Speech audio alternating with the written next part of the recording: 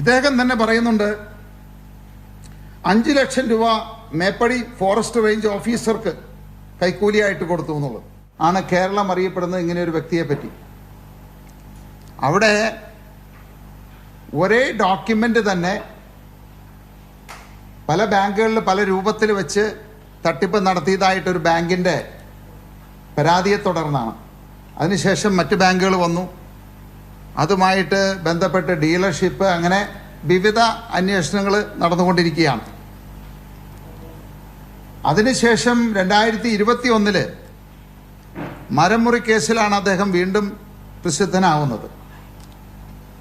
മരമുറി case എന്ന് പറയുമ്പോൾ 500-600 വർഷം പഴക്കമുള്ള ഈട്ടിത്തടികൾ, അതും ആദിവാസികളുടെ അവരുടെ ഒപ്പ് വ്യാജമായിട്ടുണ്ടാക്കി ആ മരങ്ങൾ വെട്ടി വിറ്റു എന്നുള്ളതാണ്.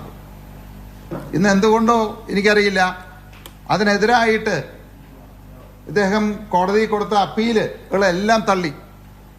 ഏതാണ്ട് 27 കേസുകളിൽ കൊടുത്ത അപ്പീല് തള്ളി. അതായത് ഈ മരം വിട്ടുകിട്ടണമെന്ന് പറഞ്ഞ അദ്ദേഹം കൊടുത്ത പരാതികളാണെന്ന് തള്ളിയിരിക്കുന്നത്. അപ്പോൾ അതിനുശേഷമാണ് ഈ അടുത്തിടയ്ക്ക് ഇദ്ദേഹം ഈ മരമുറി കേസിൽ ഏതാണ്ട് മാസങ്ങളോളം ജയിലിൽ കിടന്ന് പുറത്തിറങ്ങി പിന്നെ പ്രത്യക്ഷപ്പെടുന്നത് ഒരു ചാനൽ ഏറ്റെടുത്തുകൊണ്ടാണത്. അതെല്ലാവരും അത്ഭുതപ്പെടുത്തി. കാരണം 2016 ഏതാനും കോടികൾക്ക് വേണ്ടിയിട്ട് ഇത്രയും മാത്രം തിരിമറികൾ നടത്തിയ ഒരാള് എങ്ങനെ ഒരു ചാനൽ ഏറ്റെടുക്കാനായിട്ടുള്ള പണം എവിടെ നിന്നുണ്ടായി, എങ്ങനെ ഉണ്ടായി എന്നുള്ളത്. അത് മാത്രമല്ല, ചാനൽ ഏറ്റെടുത്തു എന്നുള്ളത് മാത്രമല്ല, 1 വർഷം കൊണ്ട് അതിൻ്റെ റേറ്റിംഗ്, എല്ലാ TRP റേറ്റിംഗ് അത്രമാത്രം അദ്ദേഹം കൂട്ടിക്കൊണ്ടുപോകുന്നു എന്നുള്ളതാണ്. അതിനെപ്പറ്റിയുള്ള പരാതികളും കേസുകളും ഒക്കെ നടന്നുകൊണ്ടിരിക്കുന്നു. ഇദ്ദേഹത്തിൻ്റെ ചരിത്രം അന്വേഷിച്ചു കഴിഞ്ഞാൽ എത്ര കേസുകളുണ്ട് എന്നുള്ളത് ഇനിയും കണ്ടെത്തേണ്ടിയിരിക്കുന്നു. 17 കേസുകളിൽ 8 കേസുകൾ വെറുതെ വിട്ടു, 9 കേസുകൾ ലൈവായിട്ട് ഉണ്ട്.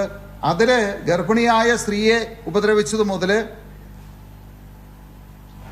ഉദ്യോഗസ്ഥന്മാരെ തടഞ്ഞത്, അറസ്റ്റ് ചെയ്ത് കൊണ്ടുപോകുമ്പോൾ തടഞ്ഞ് വണ്ടിയിൽ നിന്ന് പോലീസുകാരെ ഉപദ്രവിച്ച് ചാടാൻ ശ്രമിച്ചതിൻ്റെ കേസ് മുതൽ അങ്ങനെയുള്ള ഒട്ടനവധി കേസുകളാണുള്ളത്.